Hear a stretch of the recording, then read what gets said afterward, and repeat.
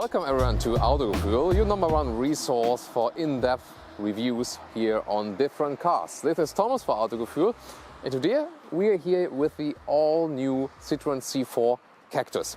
Well, it has been on the market now for quite a while. We've already had one review with our other Thomas. Be sure also to check out that one, because it's very interesting how two different people also review a car. Thomas had actually the yellow one, which is also this launch color of this car. Here today now in the white color, I would really prefer that one. I think it's a great combination. The yellow one, well, it's nice for a very attractive launch car, but in general, if you want to really own it in everyday driving, I would never go for a yellow car, to be honest. This one here, white color in combination with brown air bumps. You know, these air bumps, they protect you against these everyday scratches in the front, side and also in the rear. It's really a very new thing here they introduced, and in general it's a quite amazing car, although it's quite cheap. So today in this review we'll explain again everything about the Citroen C4 Cactus. Le Cactus, as the French would maybe say. So also greetings again to our French viewers, especially today. We're going to talk about prices, trim levels, and of course about driving this car, and especially the interior. It's really interesting. Now let's start also with a quite interesting exterior.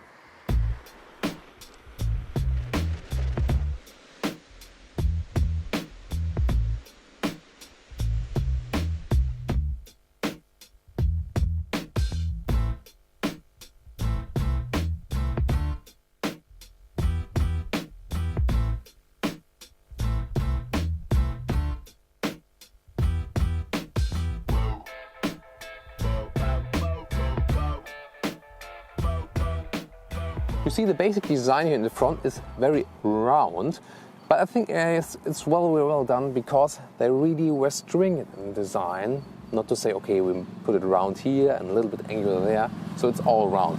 And especially nice are these daytime running lights here, which are very impressive, especially when they're on, of course. In our driving shots, you have a very good view on them. And they are so slim, and that makes the car very modern, because, you know, all the cars do not have it in that way. It wasn't possible to do it that slim. And that one makes it kind of like, you know, as you would close your eyes on the halfway.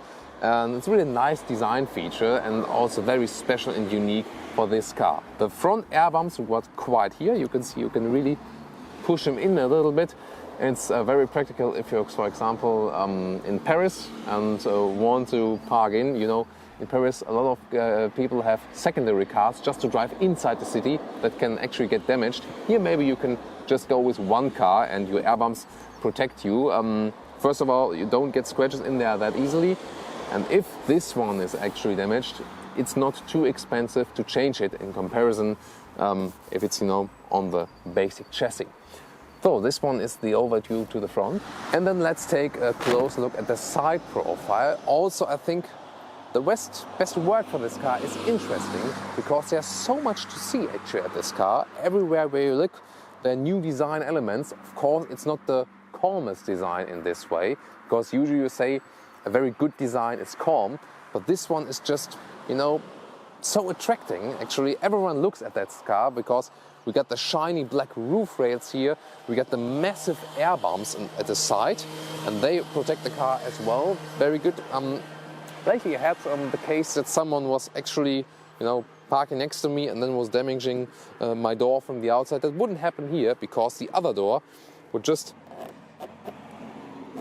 touch the air bump. The air bump would actually doesn't show that resistance as the chassis would do, and so that you'll be fine. That's a really clever idea.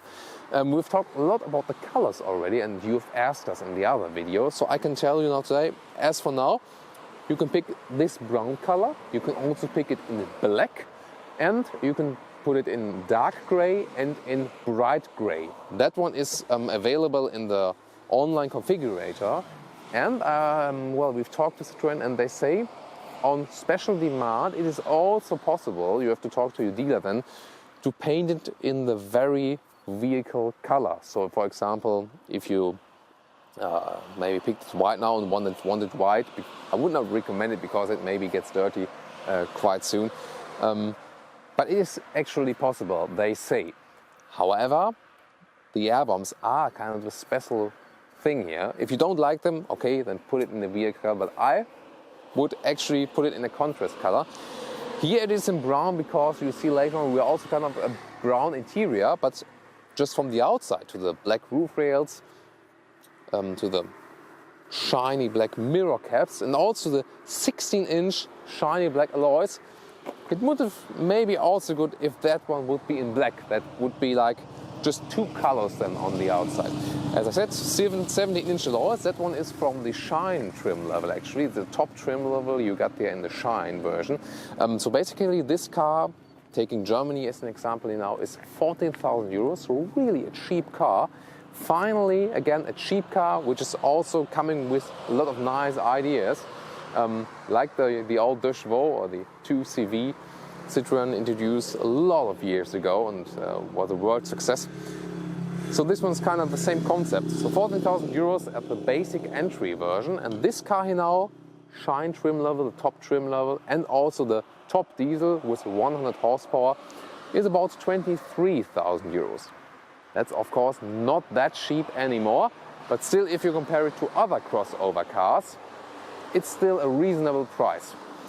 We got the length of 419 or almost 420 meters. So that's quite short still. So, well, you got, I wouldn't say it's a compact car, it's even smaller. So you are in this kind of mini SUV segment, although you're not too high actually. And then let's take a look at the rear. So 4.16 meters is the total length of this car. So it's, well, even not compact, it's really small. So in that kind of small SUV segment, although it's not that high, it's rather a crossover. Then let's take a look at the trunk. We still got the air bumps here in the rear. And well, the trunk is actually quite huge. When we are in a small car, you can take a closer look here. Really huge trunk. Goes deep in here. Oh, it's quite long. For that size of a car, I think you'll be very fine with that kind of trunk. When I close it again, you can see the design from the rear. You see the contrast color here, which is also in the color of the air bumps. It's brown here, and so you can take a look at it from behind straight. And we also got this kind of same elements we got with the daytime running lights in the front, very slim as well. We also got same features in the back. So it also follows these same design lines, and I think they've done a pretty good job here to attract a lot of attention for this car. Another nice detail, by the way, is that we got the Cactus logo here, and it's going all the way to the rear. And second nice detail is the fueling cover. See, it's kind of this transition between the wheels and the chassis color, and it's just behind that. It's just, I think, it's a nice idea to cover that one here. You can just put your fingers behind it. So always small details you find at this car.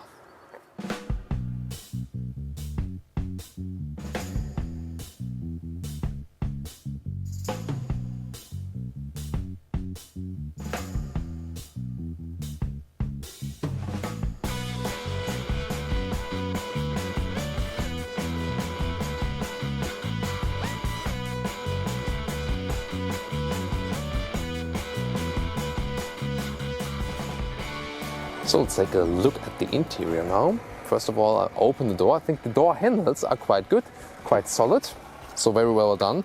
But the sound when closing the door, there you see a difference, for example, to Volkswagen models. The sound is just weird. It sounds cheap when you close the door. Just a small detail. I mean, it won't affect you in everyday driving. Then take a look here at the driver's seat.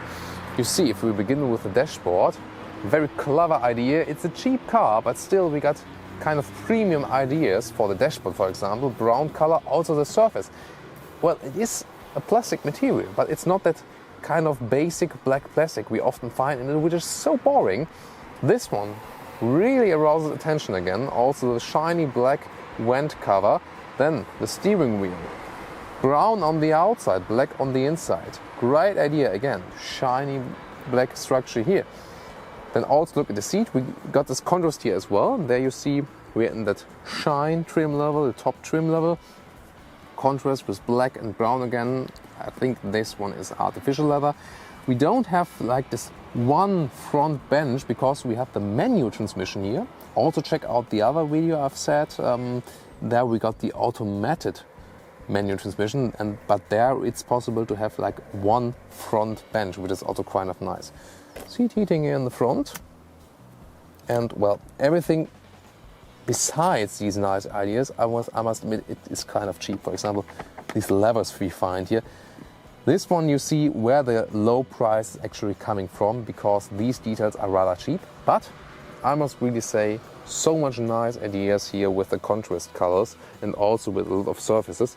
For example, also at the inside of the doors, this one also looks kind of premium. The door handle here for open and closing, and also the handle here you just pull the door tie when you're sitting inside. This one is all inspired by vintage luggage stuff, so it almost looks as in a premium car, I must say again. Also the brown cover here. So we got a nice mixture. It's one of the very few cars where you get so much nice ideas in the interior and also premium elements and something different, but still for not a too high price. But then, as I mentioned again, some other materials, you just have to accept the fact that you don't pay for an image or something like that, because everything else is kind of very easily done and just hard plastic. More details to the interior, and I love when you can talk so much about the interior of a car, because you're driving a car, you're sitting inside. Here again, this very nice surface, which looks premium-like. Again, vintage elements from this vintage luggage stuff, and actually the glove box opens to the top, because there they have the special system that the airbag is not here, it's the airbag in roof technology. So it's hidden in the roof, then it comes down, so you have more space for your glove box. And then let's get to the multimedia units. You see we have basically two screens here. And if we turn on the ignition, we see that the digital instruments are here right in the front. Looks kind of futuristic as well, like something in the robot movie or something like that. And then we got the central Peugeot Citroen screen where we can control everything else. And well, in the feel, the second trim level, we got the air conditioning as well, the basic air conditioner, and the leather steering wheel and the roof rails on the outside. Here in the Shine trim level, we got the automatic air conditioning. That means, if we put it right here, take some time. That's a good test, by the way, to see how much time it takes actually. No, don't want to have the radio now. So this is the automatic version of the air conditioning now, and I can just use the touch screen to put the vents or also the temperature here. I think it's a little bit complicated. I would prefer to have it, with the button here, but we had the discussion before, for example, with the Volvo XC90 video. But then again, everything is so clean in this interior because you have, just these few buttons, which are kind of obligated because you have to have these buttons just from governmental regulations. Well, this is the parking, automatic parking, and you don't have to have it, but for example, the warning button and for the heated windscreen, you have to have them as a button. That is kind of a governmental regulation, at least EU-wide. But then everything else is in that touch screen here. Everything you want to control about the car, also check the consumption or your music, connect your Bluetooth, and the Shine function, by the way. There you also got the Bluetooth included. And also the rear view camera. I can show that as well when I put it to the rear gear. This rear view camera is also included in this top trim level Shine. As well as the satellite navigation, which is the symbol in the right lower left part. And well, it's actually a quite nice display. It's not the hugest display, of course, and also not the most modern one, but we were actually quite content with it just in the overall side. So these ones are the details about the top trim level Shine. I would really recommend it because it's just modern to have this trim level. And it's also not too expensive here in the Citroen C4 Cactus. About the seating position, well, you can get this sofa atmosphere here, no side support at all. And if I put the seat at the lowest position, I'm usually using it because I'm quite tall and I would otherwise touch the ceiling. Here, by the way, we got also the panoramic roof. I can also show that later on. But then again, I would put the seat a little bit higher because in the lowest position, it's kind of leaning backwards. So if I put it a little bit higher, here again, the cheap handle I must criticize. Then I sit a little bit more upright, and I can also change the steering wheel here up and low, but I cannot pull it towards me or put it more on the front. So I would prefer that option, but it's not possible here. But at least it's possible to put it a little bit upward. Then I can fix it again. I'm not too satisfied with the seating position in general. I must say it's not the best, especially for tall people. Of course, yes, it's a small car. So, well, bigger cars are usually also bigger for tall people, but I've also driven other small cars which were more suitable just from the seats. Because these sofa-like seats, well, they may be good if you're in the car cinema, but just for driving, I cannot really recommend them. However, if you got the automatic gearbox here, which is not a really true automatic gearbox, because it's an automated manual transmission, then you got this one bench in the front, which is a kind of a nice feature. But in general, I can really say, please get this car with a manual transmission, because this automated manual transmission is really not good, because you're driving. Really, I cannot recommend it. The Citroen C4, by the way, we're also going to review of that, has a true automatic gearbox, and that one is really good. So I don't quite get why they didn't integrate it in that car here. Then let's take a short look at the engine. No, it's a rather cheap car, so we also cannot expect hydraulic dampers for the hood. You can attach it right here. This one is now as a top diesel, 100 horsepower. I would definitely recommend to go for that one. There's also a diesel available with 92 horsepower, but I would definitely pick the top one. And there's the petrol engine versions with 75 horsepower, the basic version, 82 horsepower and 110 horsepower. But the diesel here is the top engine, is the most expensive one, also the one with the most torque. And you really need that one, because the other ones don't have any power, I must admit. Someone told me I should check the rear department. Thank you, I'll do that. By the way, we got this privacy glass here from the outside. So that looks very cool actually also in the car. But from the inside I have a good view outside then again. So let's get inside. I have the driver's seat again the way I would be driving. So from the leg space I think it's quite okay. My knees are quite fine because the seats also have a kind of the hole here. Then you got this lounge atmosphere here again with the rear bench. I put the head restraints upwards now. And then you see, well, the head space is limited. If you lean back, I'm touching the ceiling, 1.86 meters. If I lean a little bit forwards, my hairs are touching the ceiling. You see, it's also a little bit due to the panoramic roof, but well, in this case, it doesn't change too much, because usually only this glass roof, when you can open them, then they change the head clearance, because, you know, they have to be integrated then that they can flip back. But here it's just the panoramic roof instead of the fixed roof, so I think it shouldn't change too much about the headroom. But of course it's a great view, especially if you hear rear passengers. So I would always go for the panoramic roof. It's so much more light here in the interior. Really great system, although I don't see any shade cover here above that. No, it's not possible actually. So, well, it is of course with a special glass that protects also against the sun. But actually, if it's not possible to add an additional cover to it, it might get very hot in summertime.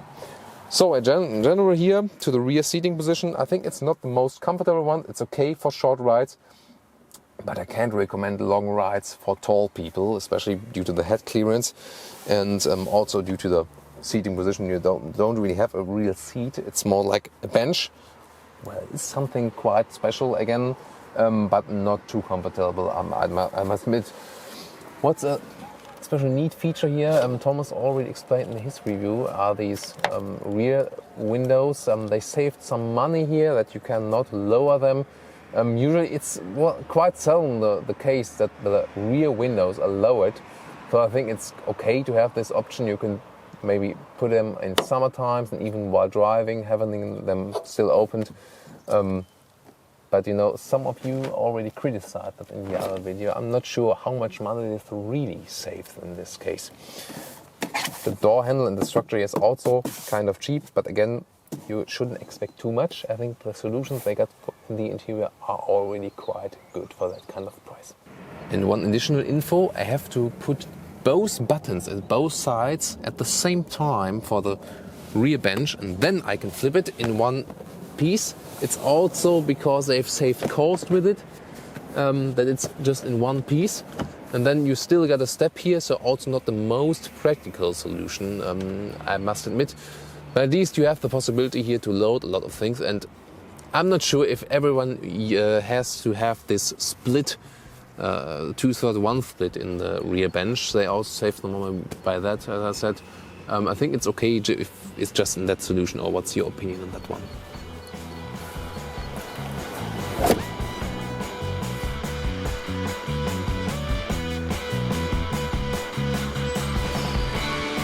So we will start driving now. The steering wheel, as we're just kind of standing still or driving very slowly, it's quite soft. You don't need a lot of power to turn around the steering wheel. That's, I think, also a good feature. I've talked to a lot of women who will really find that a good advantage when you're like parking or something like that. You can turn around the steering wheel quite easily. Of course, you don't have this kind of sporty feel with the steering wheel then, but that's not the intention of this car then. So we got the bumpy parking lot here. The suspension is really soft. So also when I'm just putting the throttle a little bit on and braking again, I feel that the car is kind of shaking a little, you know. The suspension is really soft.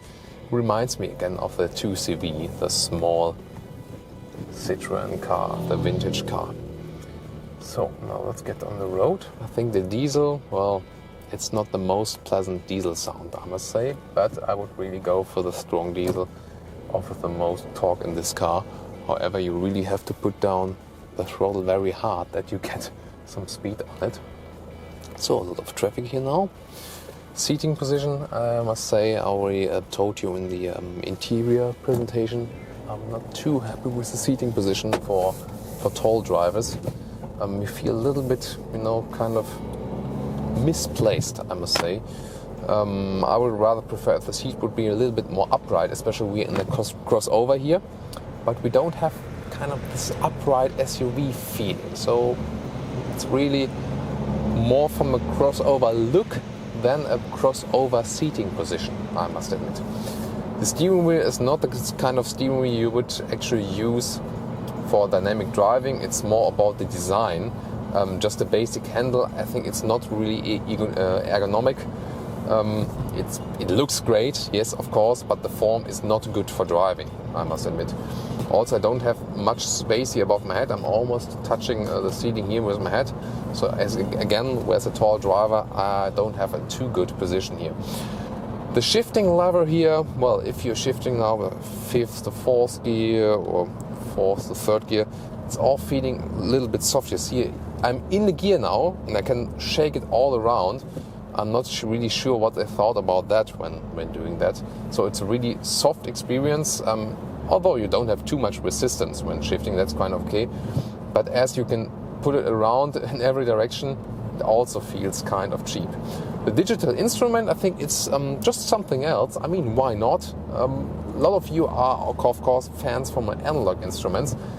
But here in this car, which is very extravagant, I think it's also quite okay if you say, we're doing something else with the digital instruments as well. So that's quite fine, I think. The view from the to the outside is quite good. We don't have a strong A-pillar, and if I look behind me, I can also have a good view to the rear. So that's fine as well. And I also got this very spacious feeling here when I look to the front, because we got this flat dashboard all the way with a very nice design and high-class surface here. So I'm asking myself, couldn't they have put these high-class surface like more around, maybe also in the black color here in the front, or also inside of the doors, because then kind of the whole car would have been, well, that's actually kind of premium style. So please use this one. Maybe if you're doing a facelift or something like that, my friends at Citroen, maybe use that one also at the inside of the doors with the facelift. That would be actually great stuff then. So we get this nice bright interior as well due to the panoramic roof while riding. I would like to test it. Well, it got quite hot actually in our last review we did last year with the yellow car. You've seen it, we were all sweating, Thomas and Thomas, so both Thomas of us. So now if we're turning it a little bit faster, yeah, the steering wheel is very light also in the corners, so you don't really have a feedback from the road. I would a little bit compare it to these old huge American cars from the driving feeling, maybe to an old Cadillac or something like that, because you have this very soft suspension. Even if we're going on some bumps here now, it's absolutely no problem, very comfortable from the suspension. Then this indirect steering wheel, so it's really like being in a small American cruiser. This cruiser is usually not small, it's not fitting that well. But I think that's the thing as describing this feeling of the car maybe the best. So if you're not putting the throttle down too hard, it's also okay with this diesel. I think you have to get used to it, and it's of course not a motorway car, it's really a city car, and I think that's also the main purpose of it. So let's see how it behaves in this next right corner. I have to turn the steering wheel quite a lot actually, so long steering ways are often needed. And also when you go to the corners, you feel that the suspension is also a little bit shaking to the left and the right.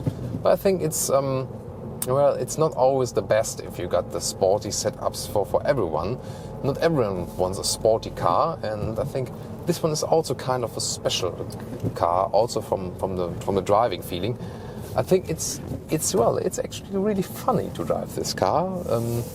Funny, and it is fun. It's kind of difference, because you can really laugh at the suspension sometimes, but not in a bad way, you know. You feel like you're driving something kind of special, reminding you of the 2CV, and I think that's also very special about this car. Although I have to adjust my rest for the back again, because I'm still not feeling too comfortable when driving the car, I must admit. But maybe it's not that kind of a problem if you're just like a smaller person or something like that. So let's put down throttle hard. You hear the diesel is screaming, also not the most pleasant sound about that one. Going uphill now. So when going uphill, you sometimes have to shift backwards, and that gives you another sign that the engine doesn't have too much power. However, I think meanwhile I figured out why I don't have the most comfortable seating position, because the backrest, there's also a lot of space between the head restraints and my head actually. So I think it's just the basic geometry of the seat which is not fitting for me. But I'm not sure. Well, it can be kind of different for your body. So you always have to use a test ride to see if this particular car is also fitting to your body size and your whole body geometry. I would call it that way, So again, I can conclude about the driving experience. It's a rather funny experience, and I think it kind of goes in the same direction than the exterior and the interior, because it's again so special. You cannot really compare it to other cars.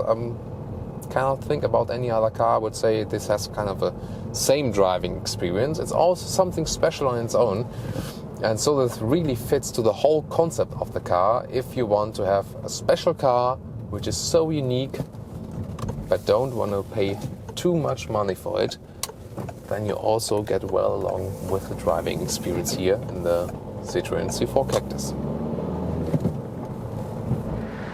So let me conclude about the Citroen C4 Cactus. I think it's just an amazing car, because this concept, creating a kind of cheap entry car, but with so much extravagant features on the exterior and on the interior, I think it's just a great idea. And I also want to hear your opinion on that one, of course. I think the exterior design is so special with these air bumps and also with the slim headlights in the front. Here also with the roof rails you get with the second trim level already. And all the contrast you got here. It's so much to see at the car. Of course, it's rather a hate or love car as well. So are you one of the haters or are you one of the lovers? I think, well, it's not the most beautiful car in my opinion, but it's just so special and it rouses so much attention when you're driving around with it that I'm always glad when I see one on the road, because it's something special, something different in everyday car life, as some other cars or so much other cars look rather boring. The interior was so special, I must say.